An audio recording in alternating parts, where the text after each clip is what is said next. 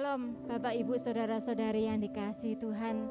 Bersyukur kepada Tuhan kalau kita diberi kesempatan untuk beribadah pada saat ini. Firman Tuhan di dalam Yesaya 40 ayat yang ke-31. Tetapi orang-orang yang menanti-nantikan Tuhan mendapat kekuatan baru. Mereka seumpama Raja Wali yang naik terbang dengan kekuatan sayapnya. Mereka berlari dan tidak menjadi lesu. Mereka berjalan dan tidak menjadi lelah. Mari kita sama-sama awali ibadah kita dengan doa. Bapa di surga, kami mengucapkan syukur dan terima kasih atas penyertaan Tuhan, atas pemeliharaan Tuhan di dalam hari-hari kami. Kami merasakan kebaikan dan kemurahan Tuhan. Itu sebabnya kami datang membawa diri kami di hadapan-Mu untuk menaikkan setiap pujian ucapan syukur kami. Dan kami rindu melalui sabda-Mu, kami semua diingatkan, kami semua dikuatkan, dan agar kami boleh tetap berjalan di dalam kebenaran-Mu. Kiranya Engkau memimpin ibadah kami pada saat ini Tuhan, dan kami serahkan di dalam nama Tuhan Yesus Kristus. Amin.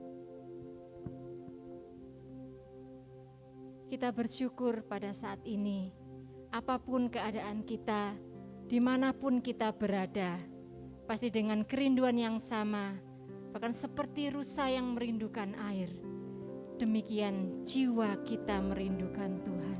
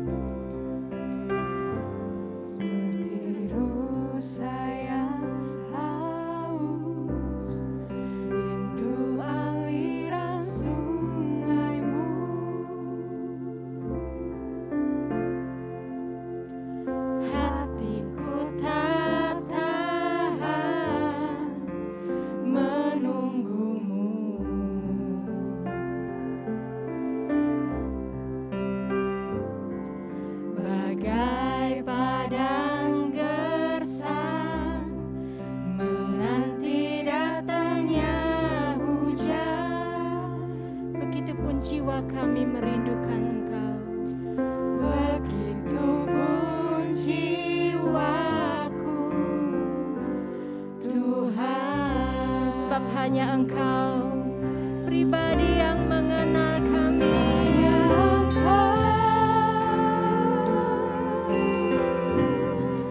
Pribadi yang mengenal hatiku.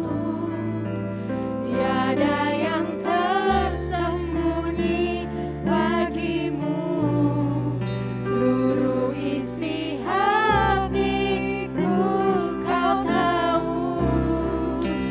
dan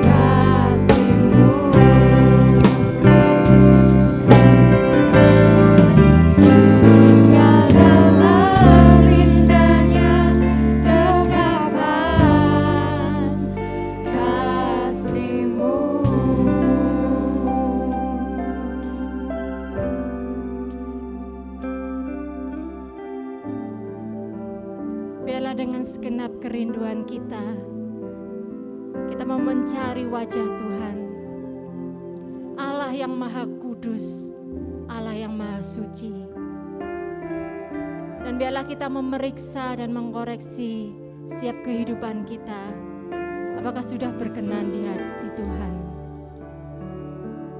Seperti firman Tuhan mengingatkan kita dalam 1 Yohanes, kalau kita berkata bahwa kita tidak berdosa, kita menipu diri sendiri dan Allah tidak berada di dalam hati kita. Tetapi kalau kita mengakui dosa-dosa kita kepada Allah, Ia akan menepati janjinya dan melakukan apa yang adil. Ia akan mengampuni dosa-dosa kita dan membersihkan kita dari segala perbuatan kita yang salah. Mari kita datang minta ampun di hadapan Tuhan. Ini hidup kami Tuhan di hadapan-Mu.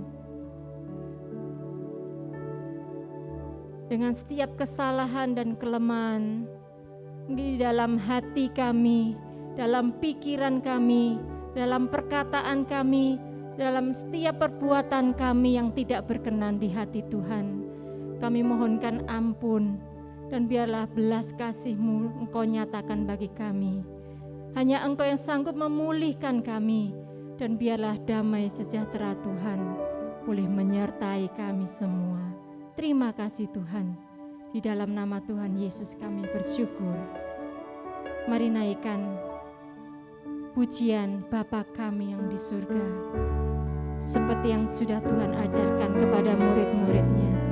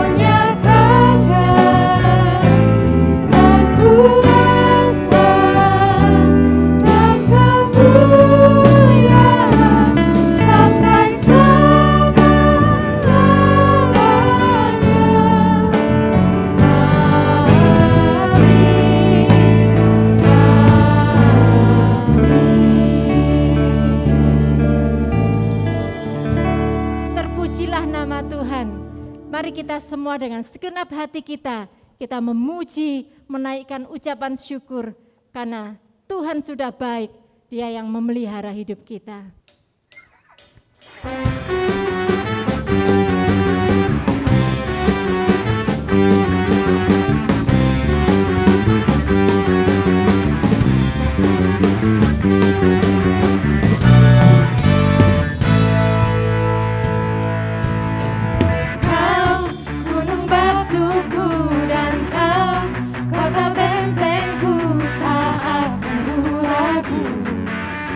Penjamin hidupku, Kau keselamatanku, dan Kau yang membelaku, tak akan ku takut.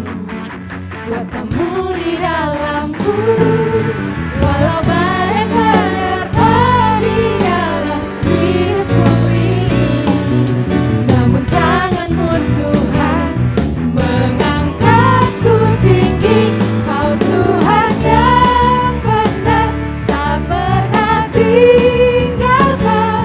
dahulu sekarang selamanya, janji-Mu tak berubah.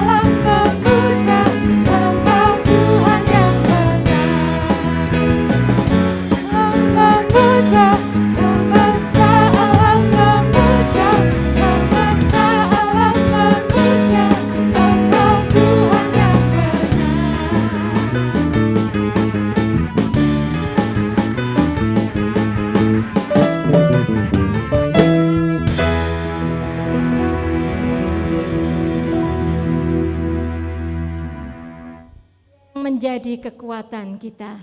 Itu sebabnya kita tidak dapat berjalan seorang diri tanpa Tuhan yang menuntun dan mendampingi kita.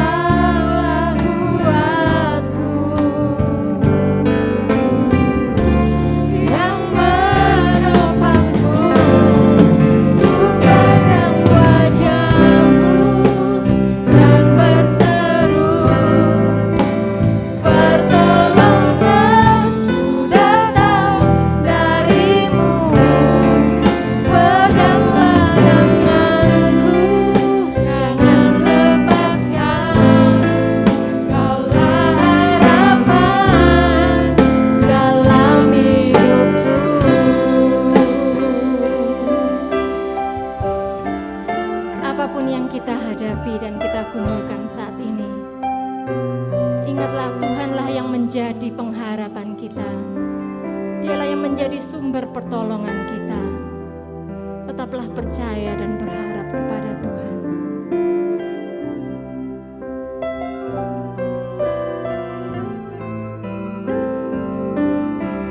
Mari katakan bersama, bukan dengan kekuatan kami Tuhan, kami mau berjalan.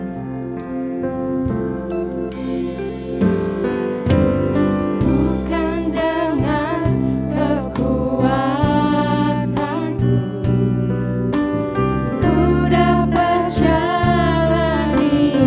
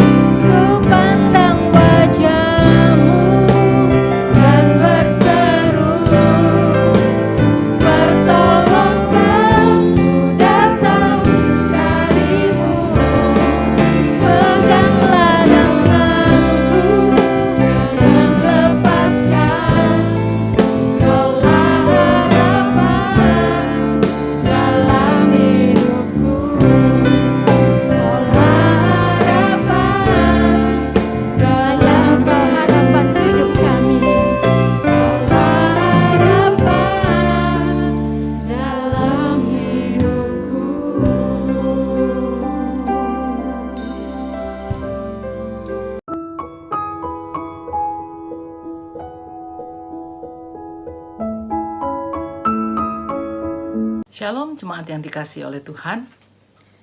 Mari kita akan bersama mempersiapkan hati mendengarkan firman Tuhan. Kita berdoa terlebih dahulu. Bapa di surga, kami datang padamu pada hari ini sekali lagi. Kami mohon pertolongan Tuhan supaya kami mengerti firman Tuhan dan kami boleh melaksanakannya.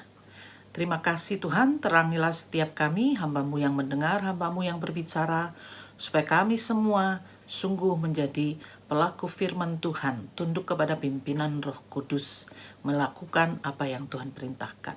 Di dalam nama Tuhan Yesus kami berdoa dan mengucap syukur. Amin. Bapak Ibu, dalam bahasa Jawa ada satu ungkapan yang bisa berbunyi demikian ya.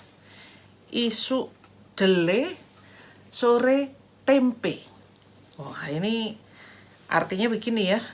Orang itu pagi bisa berperilaku seperti ini, sore berubah lagi, begitu ya. Jadi ini menunjukkan bahwa apa perkataannya, perbuatannya tidak bisa dipegang.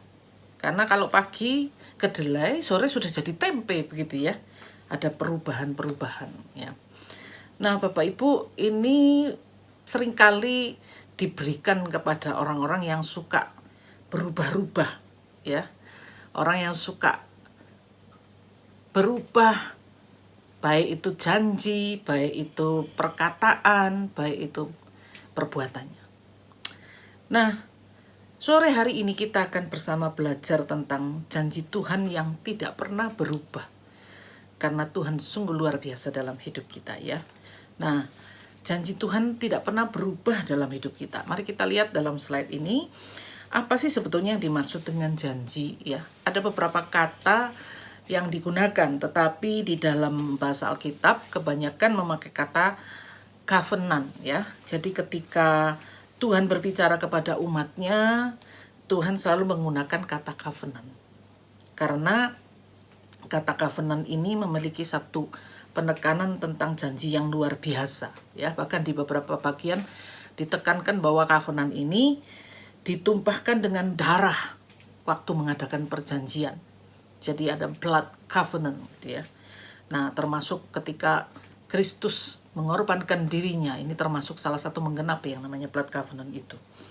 Nah, ini kata yang sering dipakai atau selalu dipakai oleh Tuhan ketika membuat perjanjian dengan manusia, dengan ciptaannya. Nah, kita melihat bahwa Allah itu menepati janjinya. Di kebaktian pagi saya sudah ngomong bahwa Allah tidak pernah berubah. Allah itu selalu menepati janji, tidak pernah ingkar janji. Kita melihat pagi yang pertama kali Allah itu mengucapkan janjinya ya. Janji yang pertama di Kejadian. Ya, waktu Allah menciptakan dunia dan seluruh isinya. Kejadian pasal 1 ayat 14 dan 16 ya. Kita lihat di slide itu ada ayatnya ya. Berfirmanlah Allah, jadilah benda-benda penerang pada cakrawala untuk memisahkan siang dan malam. Biarlah benda-benda penerang itu menjadi tanda yang menunjukkan masa-masa yang tetap dan hari-hari dan tahun-tahun. Dan sebagai penerang pada cakrawala, biarlah benda-benda itu menerangi bumi. Dan jadilah demikian. Maka Allah menjadikan kedua benda penerang yang besar itu, yakni yang lebih besar untuk menguasai siang dan yang lebih kecil untuk menguasai malam. Dan menjadikan juga bintang-bintang. Bapak Ibu Saudara sekalian, Tuhan pada janjinya yang pertama ketika menciptakan dunia dan seluruh isinya, Dia akan memberikan masa dan tahun yang sudah ditetapkan ya. Tuhan memakai matahari dan bulan untuk menentukan itu bedanya siang dan malam. Tuhan menentukan bintang-bintang supaya nelayan bisa mengetahui ya, kapan musim hujan, kapan musim ombak besar, kapan musim surut, kapan mereka bisa melaut, kapan mereka bisa mendapatkan hasil tangkapan yang banyak ya. Dan mereka bisa melihat musim yang tepat hanya dengan melihat pergerakan bintang ya. Ada yang namanya solar system gitu ya. Jadi kita lihat sampai sekarang, apakah ketika mulai dari awal penciptaan sampai sekarang, apakah ada yang berubah gitu ya? Apakah Tuhan bilang, duh sudah deh biarkan aja lah jadi malam terus, biarkan aja lah, nggak usah tiba-tiba bulan dicabut, tiba-tiba tidak ada matahari. Saudara, kita tidak pernah temukan ada keanehan-keanehan yang seperti itu. Tidak ada yang menghilang tiba-tiba. Segala sesuatu yang terjadi anomali di muka bumi ini, misalnya gerhana dan sebagainya, semuanya bisa dijelaskan karena ada pergerakan-pergerakan yang memang sudah diatur, ya. Ada pergerakan-pergerakan yang memang sudah ditentukan oleh Tuhan. Janji Tuhan untuk terus melakukan pemeliharaan bumi dengan cara seperti itu tetap tidak pernah berubah. Solar system misalnya ya, tentang tata letak bumi, bulan, matahari dan planet-planet lainnya di antariksa ini, ya, di seluruh bumi ini. Saudara, kita melihat bahwa tidak ada yang berubah, tidak ada yang aneh-aneh gitu ya. Karena apa? Tuhan merancang sedemikian rupa supaya segala yang ada di bumi ini sesuai dengan apa yang namanya tata letak itu, tidak menimbulkan bencana, tidak menimbulkan kekacauan, ya. Nah, kita lihat nih gambar yang tentang bumi dibandingkan dengan planet-planet lain yang ada di sekitarnya, ya. Nah, saudara, kita melihat bahwa bumi ini cukup unik karena dia dibandingkan planet-planet lain dia lebih besar, ya. Nah, sekarang kita coba bandingkan bumi ini dengan planet yang lain lagi, yang lebih besar dari bumi. Kita lihat ya, ada planet Uranus dan Neptunus. Itu ternyata jauh lebih besar dari bumi. Bumi di mana? Ah, itu tuh, ada yang tanda panah itu, bumi di situ kecil gitu ya. Nah, sekarang kita bandingkan lagi dengan yang namanya matahari. Karena susunan tata surya itu kita melihat ya, solar system ini ada matahari. Dan kita melihat matahari, coba sekarang kita lihat slide-nya ya. Matahari dibandingkan dengan seluruh planet-planet yang lain, buminya di mana? Buminya di mana? Wih, kecil. Kalau tadi masih kelihatan titik agak besar, ini titiknya satul gitu aja ya. Kecil sekali. Ya. Dibandingkan dengan matahari, bumi itu hanya seperti titik. Satu dot saja. Gitu ya. Nah, terus kita ini kan tinggal di dalam bumi. Nah, coba apakah ada di antara kita yang sudah berhasil komplit mengelilingi seluruh bumi, putar seluruh dunia sangat lengkap, ya? Saya rasa akan membutuhkan waktu bertahun-tahun untuk bisa melakukan perjalanan dan menyelesaikan keliling dunia secara lengkap ke seluruh bagian bumi. Kita pergi ke Amerika saja butuh waktu terbang berapa lama? Kita pergi ke, gak usah jauh-jauh lah ya, gak usah ke luar negeri lah. Kita pergi ke Papua aja sudah butuh terbangnya berapa lama perjalanan, ya. Nah, Bapak Ibu Saudara sekalian, kita melihat ya, kita di dalam jagat raya ini, kita itu kecil. Nah, kita di dalam bumi yang cuma satu titik. Bayangkan bumi yang sudah satu titik, kita tuh masih setitiknya titik bumi itu, ya. Bapak Ibu, mari kita bayangkan, yang menciptakan tata surya ini, solar system ini, itu segede apa coba? Ya, kita ini hanya setitik di antara dari titik yang kecil, dibandingkan matahari saja, kita itu tidak ada apa-apanya. Ya, benar-benar tidak ada apa-apanya. Nah, kita sangat kecil di dalam jagat raya ini.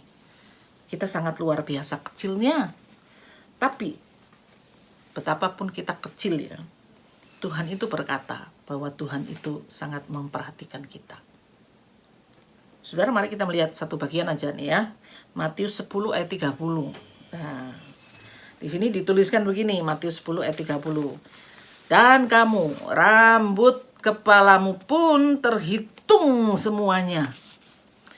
Bapak Ibu Saudara sekalian, rambut di kepala kita itu terhitung oleh Tuhan. Ya, dan tidak boleh jatuh tanpa sepengetahuan, tanpa seizin Tuhan, ya. Nah, Bapak Ibu, kita bisa melihat kita yang cuma titiknya, titik itu lebih kecil dari titik di gambar tadi itu tuh Tuhan bilang apa? Rambutmu semua terhitung. Kita pernah ngitung rambut kita nggak? Saya nggak pernah ya. Tapi ada peneliti-peneliti yang kemudian mencoba menghitung. Menurut saintis Jerman begitu ya, orang yang berambut hitam itu ada 110.000 helai katanya. Gak percaya ya, harus hitungan sendiri ya. Yang rambut coklat tuh biasanya lebih banyak lagi. Ada lebih dari 110.000 ya. Lalu yang rambut pirang katanya juga lebih banyak, 140.000. Tapi ini pirangnya yang beneran ya, bukan pirang yang dicet-cet sendiri ya. Nah, dan dikatakan setiap hari rambut kita rontok kira-kira 100 helai. Ya. Bayangkan, kita yang lebih kecil dari titik bumi itu, Tuhan perhatikan dan pelihara sampai rambut yang rontok pun harus seizin Tuhan.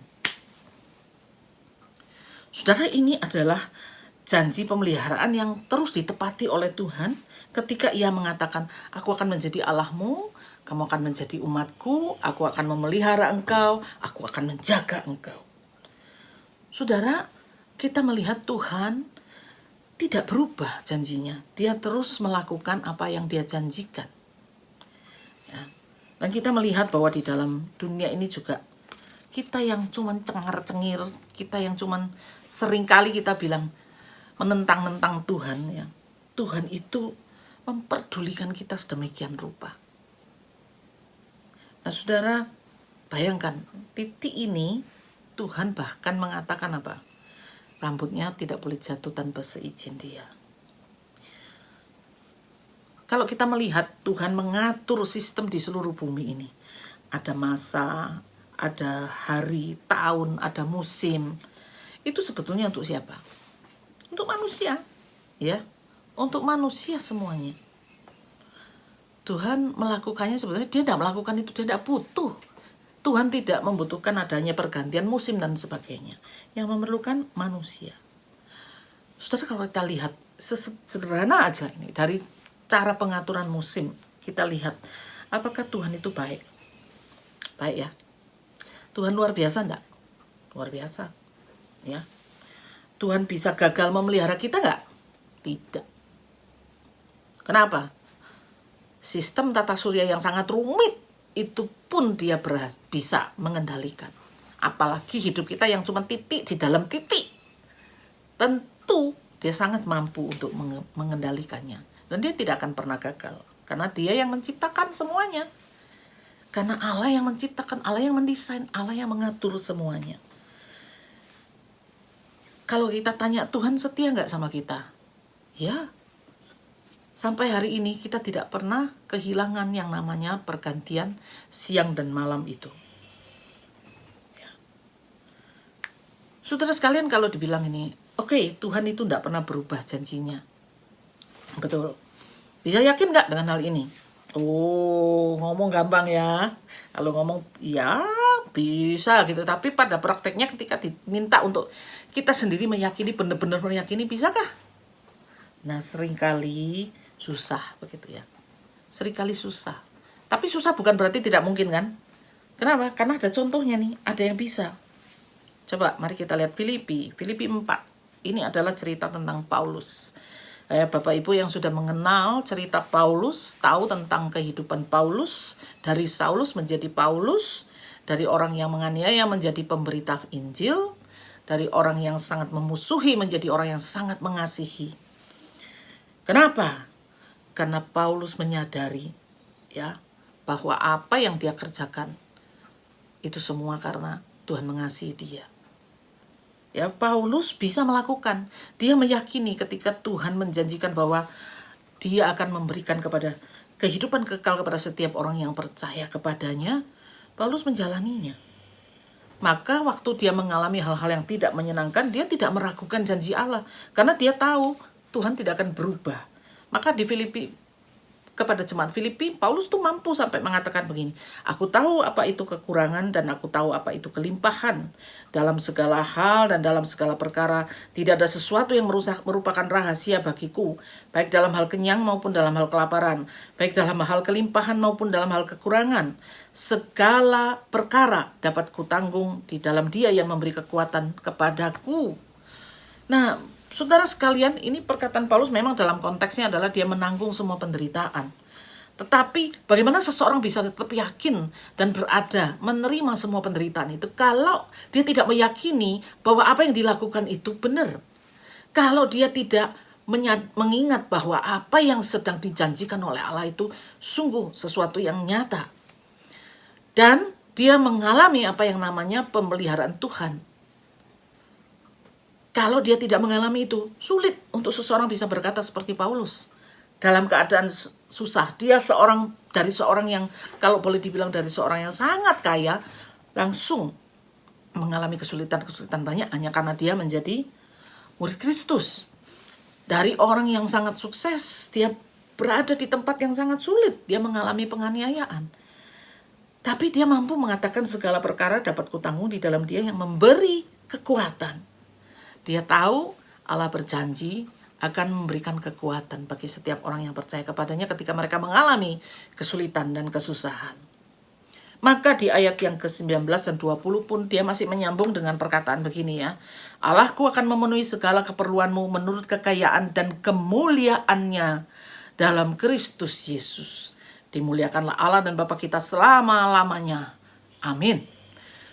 Saudara, perkataan Paulus ini menjadi satu penanda bahwa Paulus menyadari dengan tepat bahwa apa yang dijalani dia memang tidak mudah. Mempercayai Tuhan, meyakini janji Allah, memberikan satu keyakinan pada dirinya sendiri bahwa janji Allah tidak berubah dalam hidupnya, itu bukan sesuatu yang mudah karena dia terlihat sekali, karena benar dalam kenyataan dia mengalami kesulitan yang parah. Tapi toh dia masih mengatakan apa? Segala perkara dapat kutanggung, bahkan dia mengatakan apa? Allahku akan memenuhi segala keperluan. Ya, bukan cuma sekedar keperluan fisik, tapi berbagai keperluan. Dan dikatakan dia melihat memenuhi keperluan bukan cuma dalam soal materi, tapi di sini Paulus mengatakan apa? Menurut kekayaan dan kemuliaannya dalam Kristus Yesus. Saudara, dalam kekurangan atau kelebihan, Paulus dapat meyakini janji pemeliharaan Tuhan dalam hidupnya. Makanya dia ngomong bukan cuma sekedar ngomong. Dia dijalani panjang ya perjalanan Paulus. Dia berapa kali di penjara, mengalami karam kapal, mengalami ancaman akan dibunuh, dia menderita juga. Tapi Paulus bisa tetap yakin, ya. Saudara, ini karena dia mempercayai janji Allah itu tidak akan berubah. Nah, saudara, sekarang mari kita melihat kehidupan kita, ya. Dan dalam hidup kita, seringkali kita itu mengetahui ya janji Allah bahwa Allah akan memelihara dan menyertai kita, dijaga kita, ya. Saudara, waktu kita mengatakan, ya saya tahu itu, menjalaninya bukan hal yang mudah loh. Di masa pandemi khususnya ini, contohnya nih ya, di masa pandemi, beberapa orang tuh mengalami penderitaan yang besar. Pada waktu corona pertama kali, banyak yang ditinggalkan. Meskipun sebetulnya pulang ke surga adalah sesuatu yang baik, tapi kehilangan itu menjadi satu luka yang besar. Belum selesai kena Delta, varian Delta. Belum selesai kena Omikron lagi. Saudara, ini bukan sesuatu yang mudah untuk mempercayai bahwa Allah memelihara dan menjaga kita. Bukan sesuatu yang gampang, ya. Nah, saudara, kita perlu mengingat bahwa yang mengatakan kita akan menjadi umatnya itu siapa? Bukan kita yang menyerahkan diri ya. Tuhan loh yang memanggil kita. Satu privilege yang luar biasa, karena yang menciptakan kita, yang maha tinggi, yang maha besar itu memperhatikan kita dan mengatakan, debu, ingat tadi ya, debu yang lebih kecil daripada titik bumi itu, kamu akan menjadi umatku. Kamu akan menjadi kesayanganku, kamu akan kuselamatkan melalui karya penebusan dalam Kristus Yesus. Saudara, Tuhan juga mengatakan kalau Dia menjadi Allah bagi kita, Dia akan memelihara kita, menjaga kita. Nah, janji yang diucapkan oleh Tuhan ini, janji yang seperti apa? Mari kita ingat kembali kepada covenant itu tadi. Janji yang dalam konteks yang lebih dalam itu sampai dilakukan pencurahan darah. Ketika Tuhan menjadikan kita anak-anaknya, Dia berjanji akan memberikan Kristus. Tuhan Yesus mati di kayu salib supaya setiap orang yang percaya kepadanya tidak binasa melainkan beroleh hidup yang kekal. Dan janji itu tidak main-main. Ya. Tuhan sudah melakukannya. Tuhan sudah memberikannya. Tuhan sudah mengerjakannya. Sudah tuntas. Karya Kristus di kayu salib itu sudah tuntas, sudah dikerjakan. Tidak berubah. Tuhan tidak bilang begini, oh kamu kurang ajar, ya sudah, tidak usah diselamatkan. Saudara, tidak. Ya, manusia kalau berjanji itu bisa berubah-ubah. Kayak tadi itu, isuk dele, sore tempe. Janji datang jam 3, terus berubah. Telatnya tuh nggak tanggung-tanggung, bisa 5 jam. Sudah gitu, mending kalau kasih tahu, ya. Sudah telat nggak kasih tahu, orang yang nunggu sampai ngomel-ngomel, sampai pulang, sampai balik lagi. Ya. Atau bahkan tidak menepati janji sama sekali. Suruh hilang begitu aja, begitu ya. Nah, saudara sekalian, Allah berjanji untuk menjadi Allah kita, memelihara kita, penjaga kita, dan Dia berjanji untuk selalu menjadi Allah bagi kita. Dan Dia mengatakan, kamu adalah umatku. Nah, saudara, Allah sudah menepati janjinya. Bagaimana dengan kita? Allah hanya mau kita menepati janji kita, hidup sesuai dengan apa yang Tuhan mau. Saudara, saya ingin menekankan begini ya. Covenant itu perjanjian antara Allah dengan manusia itu, yang pertama adalah covenant itu butuh yang namanya grace atau anugerah. Kenapa? Karena kita itu sebetulnya tidak layak. Tapi Tuhan tetap memandang kita dan melayakkan kita. Tuhan melihat kita berharga.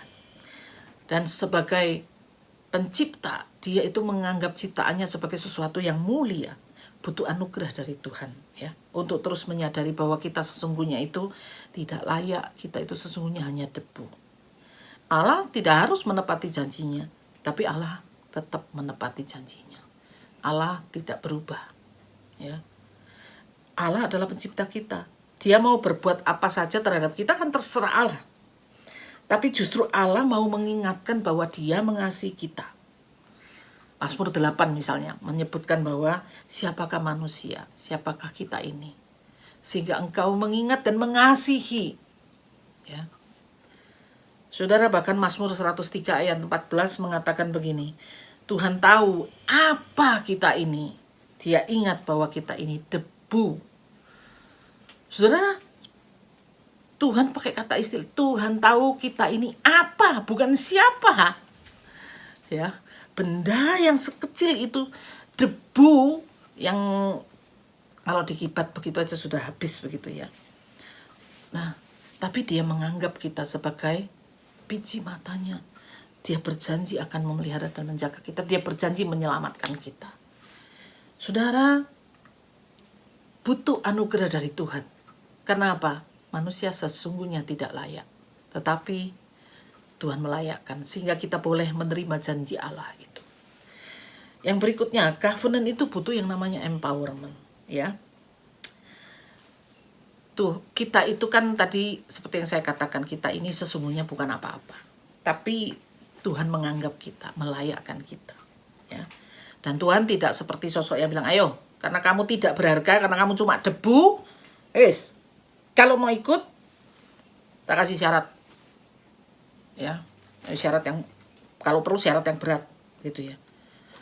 Saudara, Tuhan tidak melakukan itu, karena Tuhan justru mau kita yang debu itu, yang paling tidak berharga ini ya, Tuhan justru mau kita itu mampu memenuhi apa yang dijanjikan oleh Tuhan itu. Mampu memenuhi apa yang diminta oleh Tuhan. Maka Tuhan memberikan kepada kita kekuatan. Ya, diberikan empowerment. Yohanes 1 ayat 2 mengatakan apa? Tuhan memberikan kuasa, ya, supaya ini. Tetapi semua orang yang menerimanya diberinya kuasa supaya menjadi anak-anak Allah, yaitu mereka yang percaya dalam namanya. Saudara, ini indah sekali karena Tuhan tahu siapa kita ini, apa kita ini, maka dengan anugerahnya Dia memberikan satu kekuatan pada kita untuk bisa diberikan kuasa supaya kita mampu menjadi anak-anaknya. Ya, diberikan kuasa supaya kita bisa menjadi anak-anak Allah. Ya. Dan yang terakhir adalah perjanjian antara Allah dan manusia itu butuh yang namanya komitmen. Saudara, kita seharusnya menyadari kalau kita ini hanyalah debu. Apa sih kita ini? Lalu diberi anugerah dengan janji Tuhan bahwa Dia akan menjadi Allah kita, memelihara kita, bahkan menyelamatkan kita, bahkan menyediakan hidup yang kekal. Maka butuh yang namanya komitmen untuk apa? Tetap setia mengerjakan apa yang diminta oleh Tuhan. Saudara, kita sedang memasuki masa Prapaskah. Dan perjalanan Tuhan Yesus untuk mati di kayu salib ini menjadi nampak tilas yang seharusnya mendorong kita untuk makin mensyukuri, makin meyakini bahwa saya ini sungguh luar biasa. Tuhan menganggap saya sedemikian besar. Tuhan menganggap saya sedemikian berharga. Sehingga Dia memberikan anaknya yang tunggal untuk mati di kayu salib supaya saya yang debu ini, yang tidak berharga ini boleh diselamatkan. Nah, saudara sekalian, ini masa yang baik bagi kita. Memang masa pandemi menyulitkan kita untuk melihat janji Tuhan itu tidak pernah berubah. Memang masa pandemi ini bisa melumpuhkan semangat kita, tidak membuat kita jadi putus asa untuk bisa terus percaya dan bergantung pada Tuhan. Karena banyak sekali kesulitan yang kita alami. Tapi masa ini juga menjadi masa yang baik. Karena di dalam masa Prapaskah, pada waktu kita mengalami penderitaan yang sesungguhnya di dunia ini, kita boleh merefleksikan penderitaan Kristus dalam perjalanan menuju Bukit Golgota itu. Kita masih belum ada apa-apanya. Perjalanan yang dilakukan oleh Tuhan Yesus adalah perjalanan penderitaan untuk ditinggalkan oleh Bapa di surga karena keberdosaan yang ditanggung oleh Yesus. Saudara, ini masa yang baik untuk kita bersama meyakinkan diri kita kembali. Janji Allah itu tidak berubah. Kalau saya mengalami masa kesulitan, ini masa yang baik merefleksikan bagaimana Allah memenuhi janjinya sampai mengambil cara-cara yang sangat ekstrim untuk mengasihi kita, untuk menyelamatkan kita. Bapak Ibu yang berada dalam situasi sulit, jangan putus asa. Mari kita mengingat, Allah itu tahu apa kita ini. Sehingga Dia tidak akan memberikan yang tidak sanggup kita tanggung. Allah itu tahu apa kita ini, debu. Tapi Allah mengangkat kita menjadi anaknya dan berjanji menjaga dan memelihara kita. Bapak Ibu, mari bersama di masa Prapaskah ini kita meyakinkan diri kita kembali. Janji Tuhan tidak pernah berubah bahwa Allah akan menjadi Allah bagi kita. Allah menyediakan keselamatan bagi setiap orang. Allah menyediakan pemeliharaan. Bapak Ibu Saudara sekalian, mari kita bangkit, kita bersama-sama kembali menyatakan kepada diri kita sendiri, Tuhan tidak pernah berubah janjinya. Tuhan, tolonglah saya menyadari bahwa saya ini sudah diberikan anugerah, saya ini sudah diberikan kuasa, maka saya perlu berkomitmen untuk setia menjalankan perintah Tuhan, hidup sebagai anak-anak Allah, hidup sebagai umat Tuhan. Kiranya Tuhan memberi kekuatan dan memberkati Bapak Ibu sekalian. Mari kita berdoa. Tuhan, kami bersyukur karena Engkau yang menciptakan bumi dan seisinya ini menganggap kami yang cuman debu ini sebagai sesuatu yang sangat berharga. Tuhan, tolong kami untuk bersyukur, selalu berterima kasih karena Tuhan melihat kami sebagai biji mata Tuhan yang berharga. Dan bahkan Tuhan memberikan anakmu yang tunggal, Tuhan Yesus Kristus mati di kayu salib untuk menyelamatkan kami dari kebinasaan kekal. Tuhan, kami bersyukur karena sekali lagi firman Tuhan hari ini memberi kami satu dorongan untuk tetap setia, untuk tetap meyakini bahwa janji Tuhan tidak pernah berubah dalam hidup kami. Terima kasih ya Tuhan. Kami bersyukur di dalam nama Tuhan Yesus. Amin. Firman Tuhan sudah mengingatkan dan menguatkan kita di dalam setiap pergumulan kita ketika kita menantikan pertolongan Tuhan. Bahkan ketika hati kita terluka, Tuhan siap datang untuk memulihkan hidup kita. Mari nikmati hidup bersama dengan Tuhan dengan segala keindahannya. Sungguh indah Kau Tuhan, penuh kasih dan sayang. Kau tempat penghiburan bagi setiap hati yang terluka.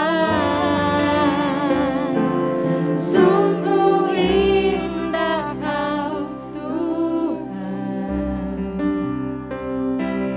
menara perlindungan.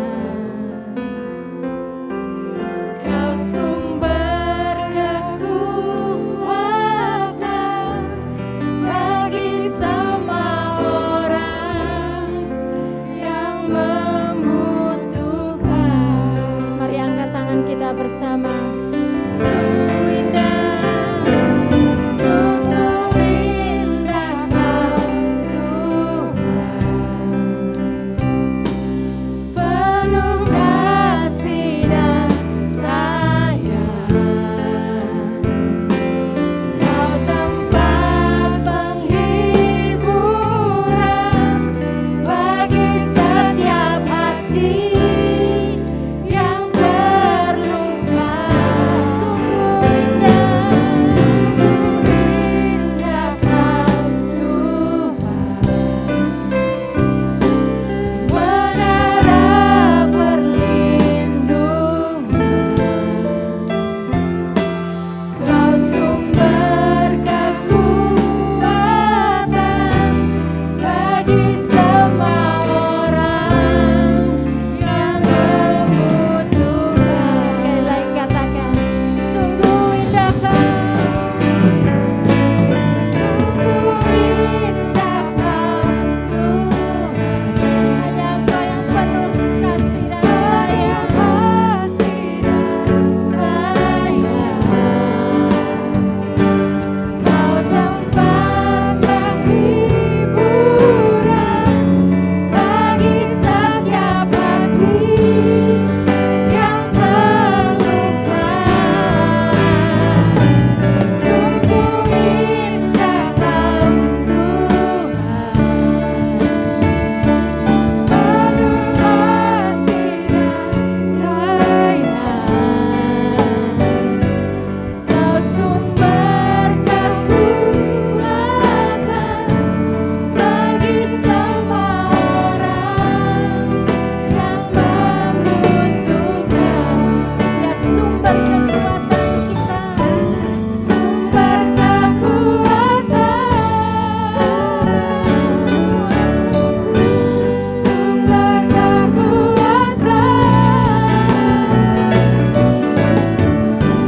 sumber kekuatan bagi semua orang yang membutuhkan.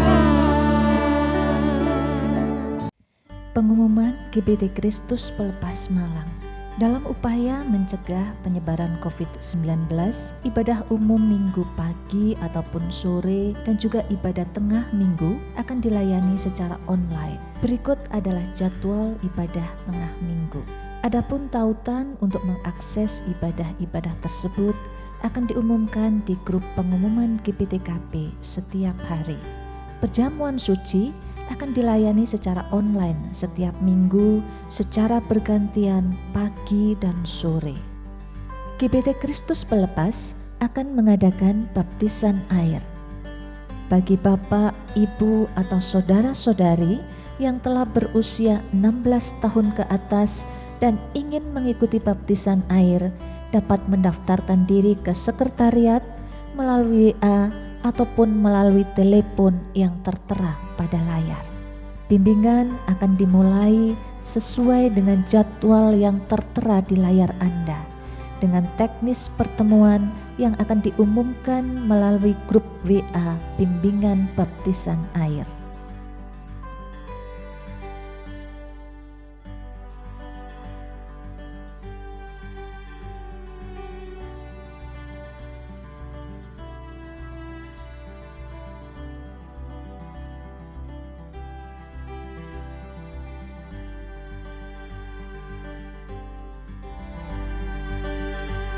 Pokok-pokok doa Prapaskah 2022. Mari kita mendoakan yang pertama untuk gembala, tim gembala, pengurus, pelayan, dan seluruh warga, mulai dari anak-anak sekolah minggu sampai usia emas selama masa Prapaskah. Yang kedua, untuk mereka yang terpapar dan terdampak langsung maupun tidak langsung oleh pandemi COVID-19. Dan yang ketiga, untuk katekisasi dan persiapan rohani bagi mereka yang akan dibaptis pada hari Paskah 17 April 2022. Yang keempat, upaya pemerintah pusat dan pemerintah daerah dalam menyeimbangkan antara kesehatan dan perekonomian atau kesejahteraan masyarakat. Dan yang kelima, untuk persatuan dan kesatuan bangsa dan negara kita, agar semua pihak selalu mengedepankan kepentingan Negara Kesatuan Republik Indonesia lebih daripada kepentingan kaum dan golongan.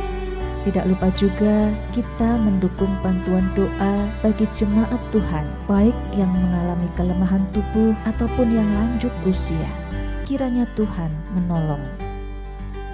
Yang berkenan memberikan persembahan untuk mendukung pelayanan kepada Tuhan dan sesama dapat diberikan melalui sistem online dengan cara transfer ke rekening BCA di nomor 0113254090 atas nama Yayasan Kristus Pelepas, atau di rekening BRI di nomor 0344001356 atas nama Yayasan Kristus Pelepas, atau scan barcode yang tertera pada layar menggunakan aplikasi scan barcode di HP Anda.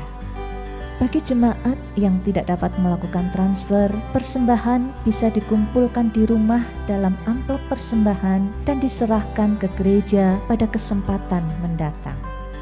Selama masa pandemi ini, kami tetap menghimbau kepada setiap warga jemaat GBT Kristus Pelepas Malang yang ingin datang berkunjung ke gereja untuk tetap mematuhi protokol kesehatan dengan baik dan benar, guna menjaga keselamatan pribadi dan orang lain. Tetap jaga jarak, cuci tangan dengan sabun, gunakan masker, dan tetap tinggal di rumah saat kondisi badan kurang fit atau kurang sehat. Tetap jaga kesehatan, istirahat yang cukup, dan konsumsi vitamin ataupun suplemen kesehatan. Mari kita bersama-sama mencegah penyebaran COVID-19. Demikian pengumuman GBT Kristus Pelepas Malang sepekan mendatang. Marilah kita berdoa. Ya Bapa Surgawi, kami bersyukur karena Tuhan hadir di tengah-tengah ibadah kami. Kami telah memanjatkan puji-pujian kami, menaikkan doa kami, dan kami telah menyiapkan persembahan kami. Bapa, Berkatilah hamba-Mu yang telah menjadi saluran berkat, kiranya pribadi hanya Tuhan berkati. Tuhan berkati semua pelayan-pelayan yang ikut berpartisipasi pada penyiapan ibadah. Dan kiranya nama-nama yang telah ditayangkan Bapa, mereka yang memerlukan uluran tangan Tuhan mendapatkan kemurahan dan belas kasihan Tuhan. Baik yang sakit maupun yang susah, maupun yang tidak mempunyai pekerjaan, yang terdampak langsung tidak langsung, begitu juga mereka yang telah lanjut usia. Bapa, kami mendoakan untuk semua anak-anak Tuhan yang ikut terus melayani Tuhan dengan setia, baik di bidang sekolah minggu, remaja, pemuda, kaum wanita, kaum pria, kaum usia emas, dan juga dalam pelayanan-pelayanan lain di berbagai unit pelayanan dan di cabang serta pos PI. Bapa, kami mendoakan untuk bangsa dan negara kami, mereka yang di pemerintahan pusat tingkat 1 sampai ke kota Malang dan di daerah.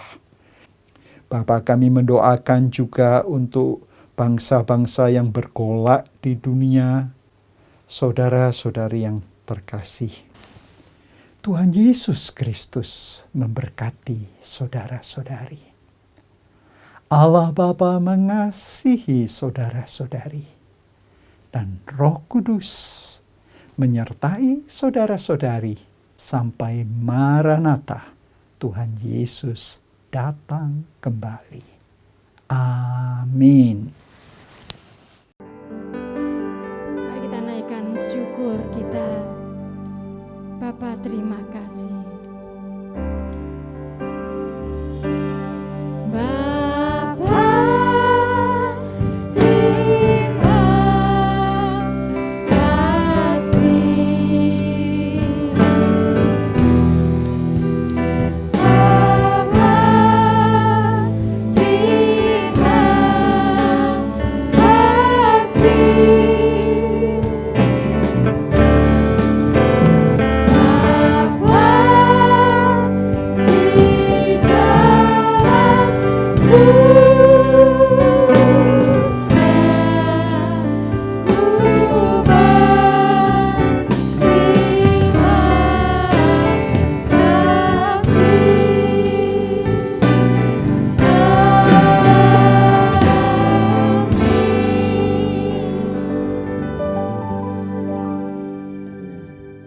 Jangan lupa subscribe di channel kami dan juga klik tombol lonceng untuk mendapatkan update terbaru dari kami. Sampai jumpa minggu depan, Tuhan Yesus memberkati.